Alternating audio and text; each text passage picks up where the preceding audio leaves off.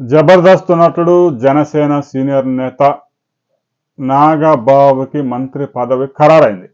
ఈ విషయం మనం ప్రత్యేకంగా ఇప్పుడు చెప్పుకోవాల్సిన అవసరం లేదు. అయితే ఏ శాఖ వస్తుంది అనే దాని మీద సచివాలయంలో ఏ చర్చ జరుగుతుంది అంటే, నాగబాబుకి ఇవ్వటానికే చంద్రబాబు నాయుడు ఒక మంత్రి పదవిని తీసి పక్కన పెట్టాడు. పక్కనంటే ఎవరికి ఇవ్వకుండా కాదు. ఆల్రెడీ ఎవరైతే మచిలీపట్నం బీసీ నేత మంత్రి కొల్లు రవీంద్ర ఉన్నారో, కొల్లు రవీంద్ర దగ్గర ఎక్సైజ్ గనుల శాఖ 2 శాఖలు ఉన్నాయి. ఆ 2 కీలకమైన శాఖలు సహజంగా ఒకరి చేతిలో పెట్టరు.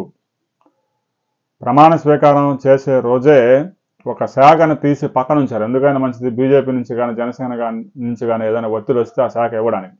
అయితే నాగబాబుకి మంత్రి పదవి ఇమ్మీడియట్గా ఇవ్వచ్చు, ఇబ్బంది లేదు. ఎందుకంటే మంత్రి పదవి తీసుకున్న తర్వాత కూడా ఒక 6 నెలల సమయం ఉంటుంది ఎమ్మెల్సీ అవ్వచ్చు. ప్రస్తుతానికైతే ఎమ్మెల్సీ పదవులు ఖాళీ లేవు. ఒక 3 రాజీనామా చేసి పడేసినారు. మరి ఆమోదిస్తే అవి ఖాళీ అవుతాయి, లేదంటే మార్చిలో ఎమ్మెల్సీలు ఖాళీ అవుతాయి. నాగబాబుని ఎమ్మెల్సీ చేసి మంత్రి చేస్తారా, లేదంటే గనుల శాఖ ఇచ్చి ప్రమాణ స్వీకారం చేయించి ఆ తర్వాత మార్చిలో ఎమ్మెల్సీగా నామినేట్ చేస్తారా అనే విషయం రాబోయే 2-3 రోజుల్లో క్లారిటీ వస్తుంది. ఆయనకైతే మంత్రి పదవి ఖాళీ ఉంది, కొల్లు దగ్గర ఉంది.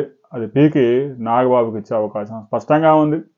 మార్చి దాకా నాగబాబు ఆగుతాడా, లేదంటే సంక్రాంతికే నాగబాబుని మంత్రిని చేసేసి ఇక నామినేటెడ్ పదవులు కూడా మరి కొంతమందికి ఇచ్చి సంక్రాంతికి కొంతమందిని తృప్తిపరిచే కార్యక్రమం కూడా జరుగుతూ ఉంది. కాబట్టి వాళ్ళల్లో భాగంగానే నాగబాబుకి అయితే మంత్రి పదవి మరో 2 వారాల్లోనే రాబోతా ఉంది.